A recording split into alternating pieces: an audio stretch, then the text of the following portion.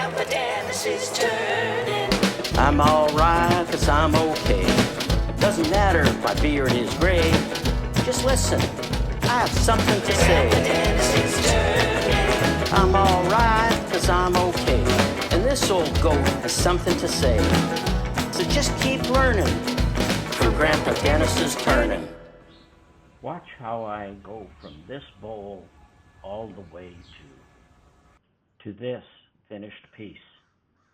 Hello, my name is Dennis Pravinsky, and welcome to Grandpa Dennis's wood turning studio. This is the bowl we're working on.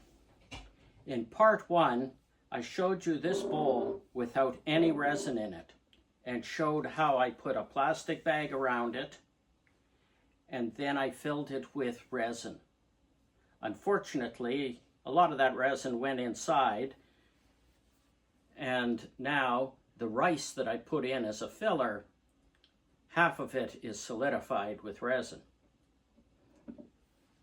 In part 2, I showed you how I turned down the resin and polished it out so that it looks like this. This is the result of part 2. In the final part, I'm going to show how to hollow out the inside, get rid of that rice, and hopefully clean up all of the resin and plastic that's left inside. That's the plan.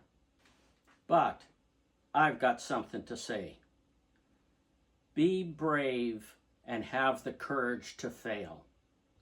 That's basically the theme of all 3 parts, is take a risk, push your skills to the limit, be brave, and do as much as you can, and then go an extra mile.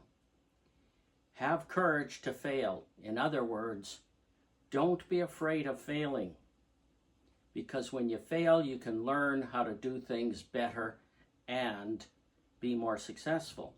However, if you do fail, that gives us an opportunity to change what happened, to fix the failure, and to make it into something even better.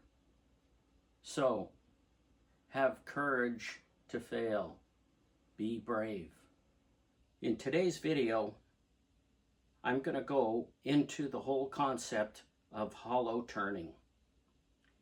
I've got a specialized tool that I have designed and made especially for that. It's an articulated arm, and I'll be explaining that and showing it in much detail. This is my articulated hollowing system, and I'll explain it to you.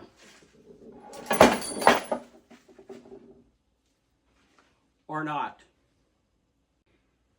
This is an old banjo that I've had for quite some time, and I need 2 of them in this system. This is the articulated arm concept. This particular piece is just a handle that I welded on. This is about 30 or 40 pounds, and it's extremely heavy for me, and it's coming on and off the lathe quite a few times. Now, here's how this works. These are solid bars 2x2, and I had them notched in by a machine shop, and they drilled out the 1-inch holes. I've got a bolt going down, a 1-inch bolt, all the way through, and it goes into the tool rest. There's a bearing on each side of that, and the bearing is called a thrust bearing. They're relatively inexpensive. There's a thrust bearing here, here, and at the nut on the bottom. Those thrust bearings have to be the right tension. If this is too loose, there's slop and play in there. This will go up and down. If it's too tight, it won't rotate. The same as on this side, the same idea. Now in here is a seamless piece of tubing. This seamless tubing is 1.25 inches on the outside, and the inside diameter or measurement is 3/4 inch. So you can use plain 3/4 of an inch steel rods to fit inside the tubing. This particular piece of rod is basically just a handle, because you are moving your cutter in and out using this handle. This apparatus is basically the one-way laser pointer system. Here's the rest of the one-way system. Now this gets positioned exactly over top of your cutter. And then once it's in place, then you can do some adjustments to make it work better.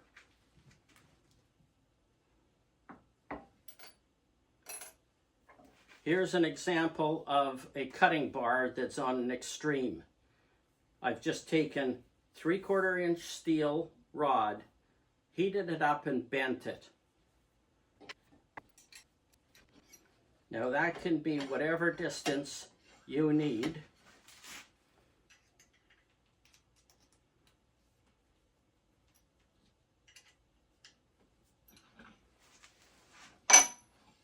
All the way out the other end.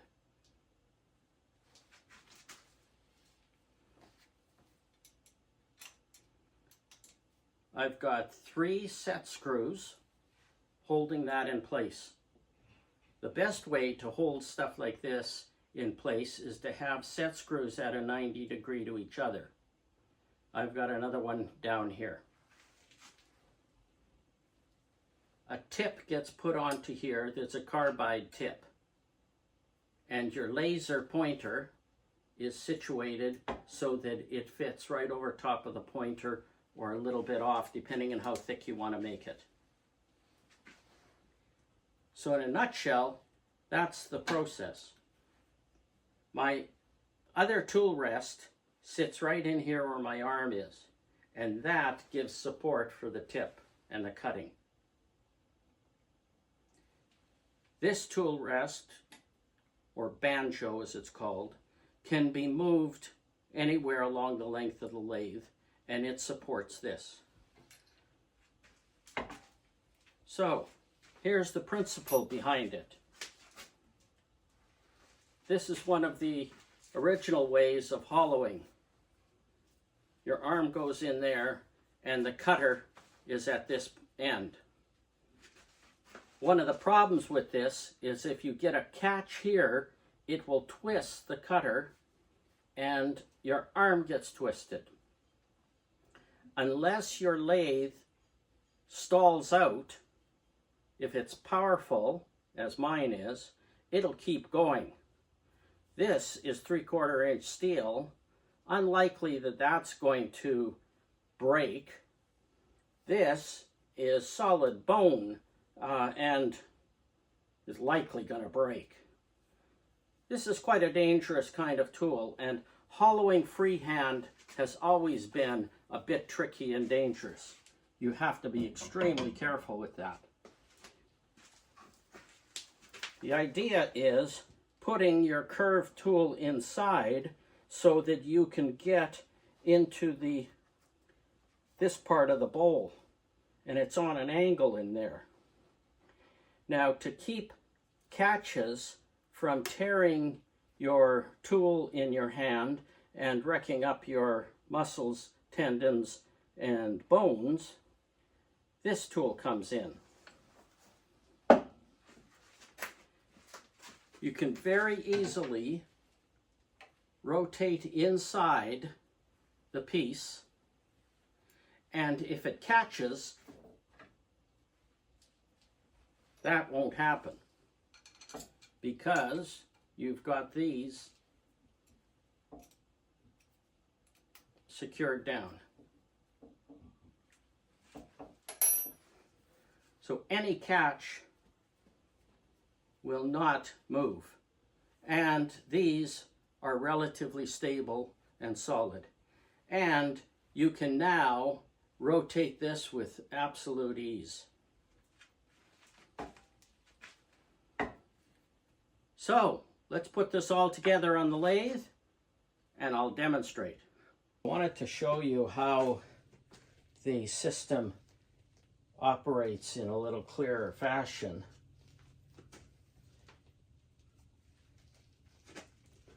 You can see how this can be moved in all kinds of directions.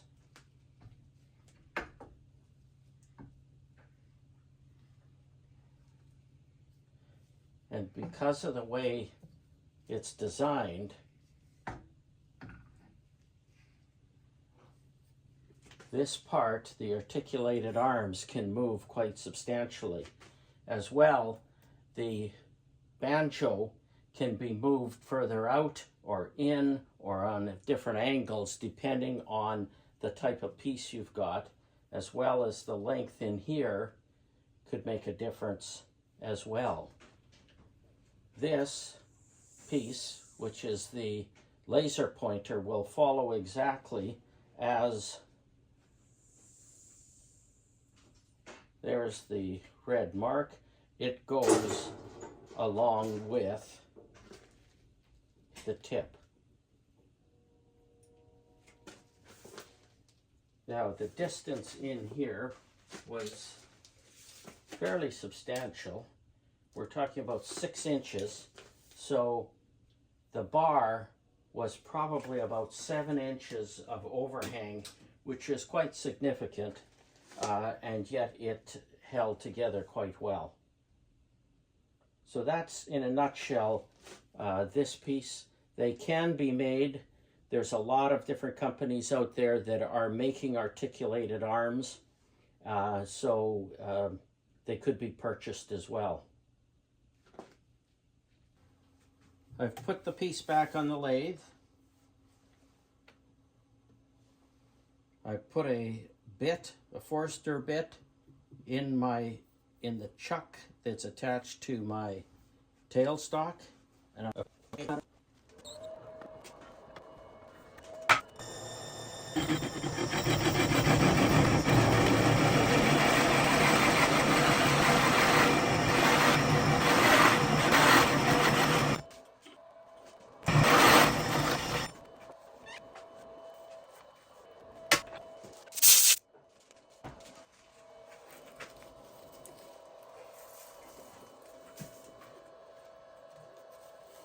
so I've turned all the way through the rice, and now I'm into the original bottom of the bowl. This is the cutter from Lyle Jameson.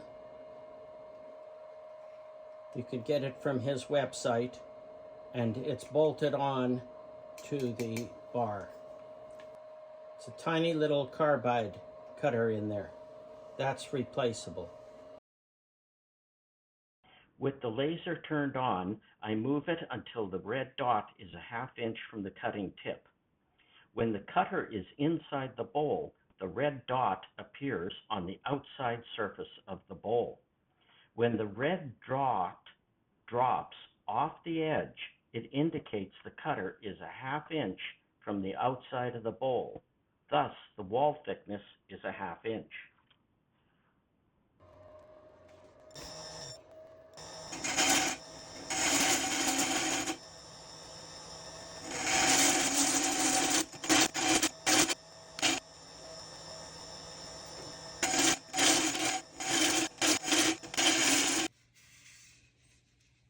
The inside of this piece is pretty rough, especially down in the corner.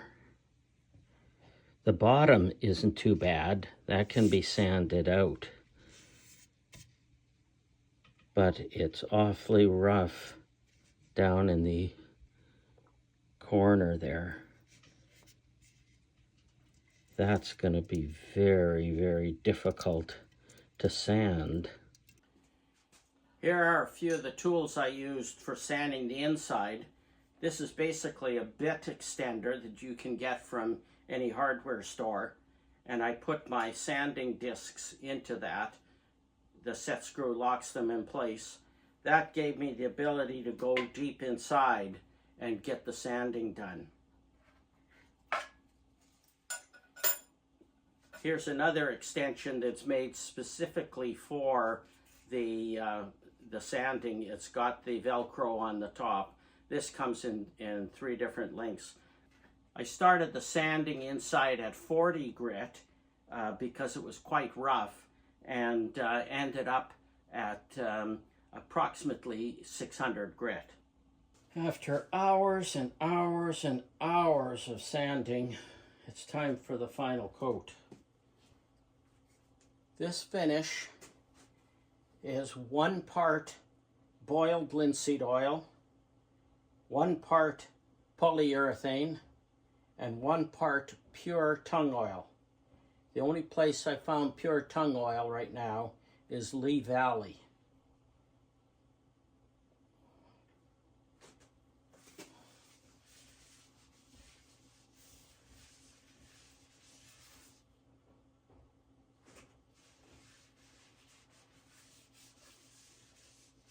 And the technique for putting it on is interesting. You saturate the piece, whether it's furniture or the bowl, as much as you possibly can. And if there's some grain that will absorb more, put more on. After you've soaked it as much as you can, you then rub off as much as you can. And what I have found with a lathe running, you're able to get more off, and you're able to build up a little bit of heat, which sets it better.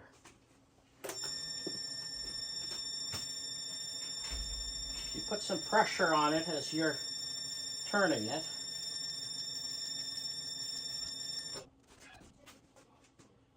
Wow, that's spectacular.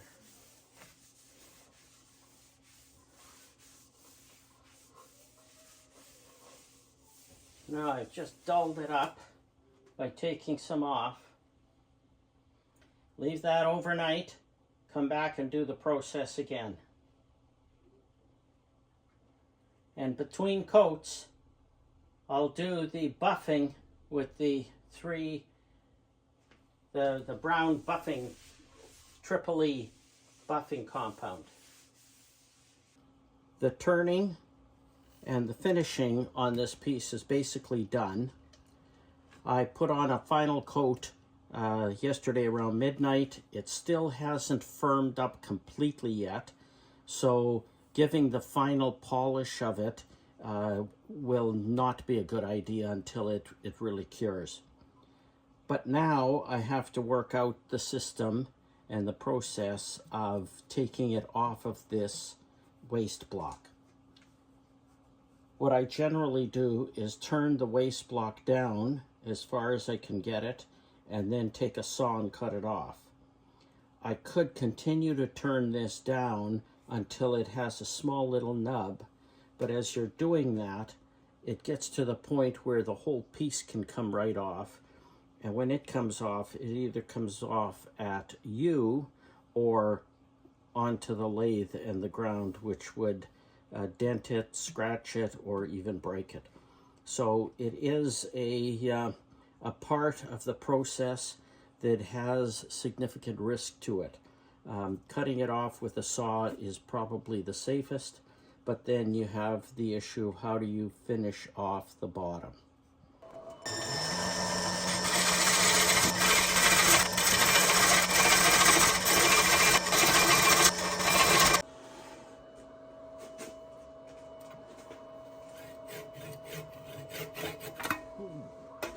The saw jumped and caught me right into the nail on my thumb.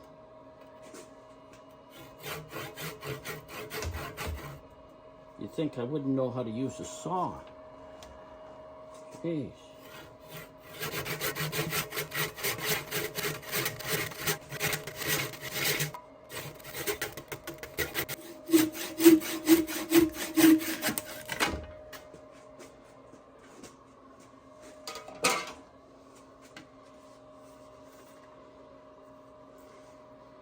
Why, that's heavier than I anticipated.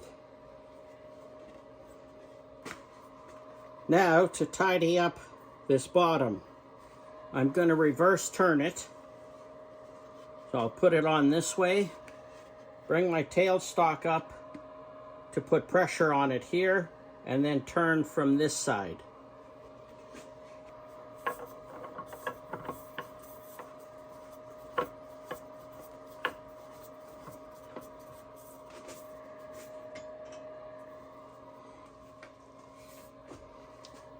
I've found the center of the circle, and that will be the center of this as well.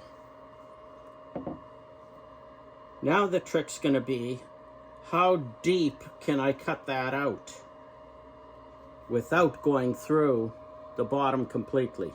So before I start, I'm going to measure the distance from here to the bottom on the inside and see how thick that is. That'll tell me how much I've got, how much room I have to cut the bottom out.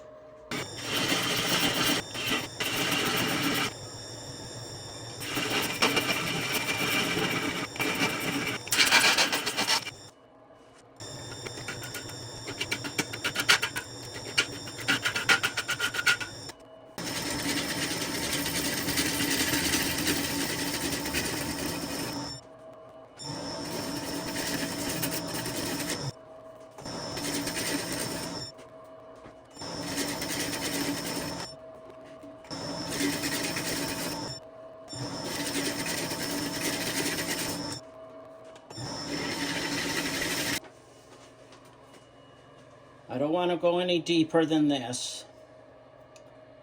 I'm going to take this nub off, grind that, sand it out. It's finally done. Wow, what a long journey. You could say that this was in the works since 1997. That was the date that this was first made.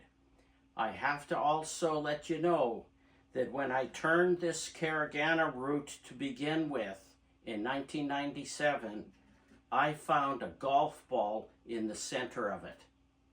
That is really weird. Now I started the second part of the project, which was doing the resin pour. I started that in May. So this has been a long, long process. It has been somewhat difficult, but as I said before, you have to be brave and you have to have the courage to fail. Well, there were a few failures in here, but I managed to get around them. Beginning of the process, when the resin was solidified and before I put it onto the lathe, this piece was in the neighborhood of 18 pounds. It's now 6.8 pounds.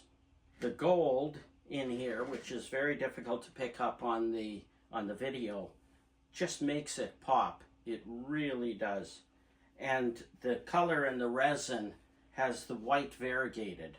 Very, very nice. The outside diameter here is 12 inches. We're at 6.5 inches in height. It's been a great project. It sure took a lot of time and a lot of frustration, but it worked out. If you like this video, please subscribe. Please share it with friends and family. And hit the like button. That's going to help me a lot. I look forward to the next video. We'll see how that works out. Grandpa Dennis is turning. I'm alright, 'cause I'm okay. Doesn't matter if my beard is gray. Just listen, I have something to say. Grandpa Dennis is turning. I'm alright, 'cause I'm okay. And this old goat has something to say. So just keep learning from Grandpa Dennis's turning.